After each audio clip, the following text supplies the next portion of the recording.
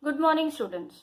The topic that we are going to see today is the second important decision that a financial manager has to take as far as the financial planning is concerned. The decision is financing decision. So, what is financing decision?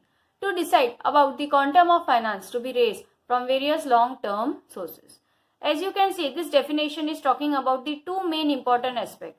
The very first decision that the firm has to take is how much amount it requires, and second decision is which source it is going to use in order to raise the fund. Now, as far as the quantity is concerned, the organization is usually clear how much amount is required by it. Now, the second decision is related to the source of fund. We have already seen there are two sources of fund available before the firm. The first is the long-term source and second is the short-term source. As far as the financing decision is concerned, the firm is concerned only about the long-term sources. So, what do you understand by financing decision? It is nothing but the decision to take how much amount is required and which long-term source the firm is going to use. So, there are two sources of fund available before the fund, long-term sources. That is, the first is the shareholders fund and second is the borrowed fund. As far as the shareholders fund is concerned, it is having two main important aspects, that is equity and RE, that is your retained earning. Equity is nothing but the amount of money that would be returned to the shareholders after all the assets are liquidated and debts are paid. Whenever the company is going for liquidation, after making the payment of all the debt and assets are being disposed of, whatever residual income will be there, that will be distributed among the shareholders, that is termed as equity. So here the shareholders, one of the major importance of going for issuance of equity is that the controlling power will remain within the company itself. It will be distributed among the shareholders. But the main disadvantage is, as far as the preferential right is concerned, the equity shareholder will be having less preference right as compared to that of preference shareholder or the debenture holder. But there is no compulsion on payment of dividend as far as equity is concerned. That is, even if the company has not earned profit, say for 1 or 2 years, it won't be compulsory for the company to declare dividend to the shareholders, since they are the residual owners of the fund. So, that is one of the main important advantage of raising money through shareholders fund. The second source that is available before the firm is the borrowed fund, that is by issuance of debentures or other types of debt, that is public deposit. Now, one of the main important feature of debenture is that it is one of the cheapest form of source of finance that is available before the firm. It won't have to go for much cost as far as the issuance of equities are concerned. But it is also having one risk, and the risk is in the form of interest payment. That is, even if the firm has incurred the loss, it will be becoming a compulsion on the company to make the interest payment to the debenture holder as well as the payment of principal amount whenever the maturity date will come. So, here as far as the financing decision is concerned, the firm will have to take a very important decision relating to the proportion of fund. That is, in a capital structure of a firm, what will be the proportion of debt and what will be the proportion of equity, so that a proper financial management can be done. This is the major concern of a financing decision, whether it will be 2:1, whether it will be 1:1. So, the debt is to equity ratio or the proportion is to be taken care of. Now, the firm the financial risk is also to be considered. Now, various types of risk is associated with each of the source. It is necessary, like for example, it is necessary for the firm to pay interest on debt and redeem the principal amount on maturity, which is there is no compulsion on payment of dividend to equity shareholder. So, there is more financial risk in debt financing as compared to equity financing. So, all the probable risk is to be taken care of. Cost is also to be estimated.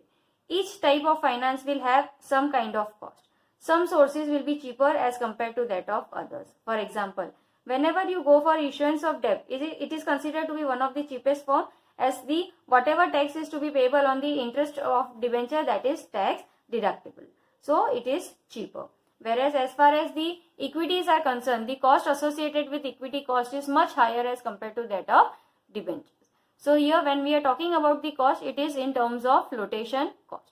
Flotation cost is nothing but the cost that a company will have to incur in order to issue the shares in the market. It will have to bear various types of costs, such as payment of fees to the commissions or to the underwriters, registration fees, banker charges. So all these payments are to be done by the company. So this type of cost are termed as flotation cost. There is a difference between the word flotation cost and finance cost. Flotation cost is related to issuance of equities, whereas finance cost is related to issuance of debentures. Finance cost is nothing but whatever interest payment the company will be making to the debenture holder, that cost is termed as the finance cost.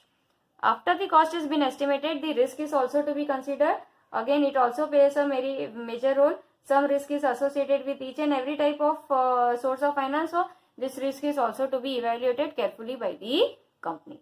So the factors that are going to affect the financing decision of the firm is, as we have already seen, the cost. जितना ज़्यादा cost होगा उतना ज़्यादा आपका funding will be affected. So और जिसका cost कम होगा, that source will be taken into consideration.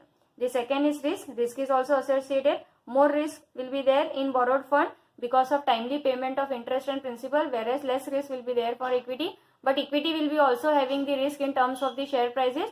So this risk and cost will be worked out for all the cases, and then the decision is to be cleared off. The flotation cost, again जितना ज़्यादा flotation cost होगा उतना ज़्यादा कम वो source attractive दिखेगा. Then the cash flow position of the company is also having the effect on the financing decision.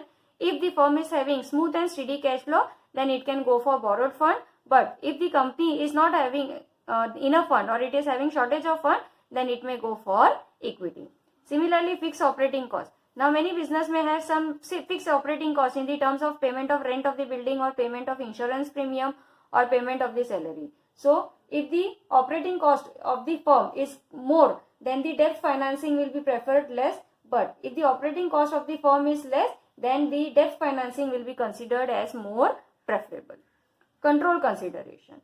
Again, if the company is much more concerned about the power, or if the company does not want to dilute its power, then it may go for borrowed fund.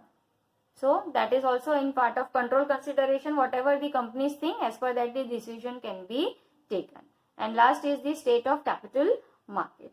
If the stock market is in the period of boom, then more and more people will go for investing in equity. Whereas if the capital market is in the stage of depression, then the issue of equity share will become difficult for the company.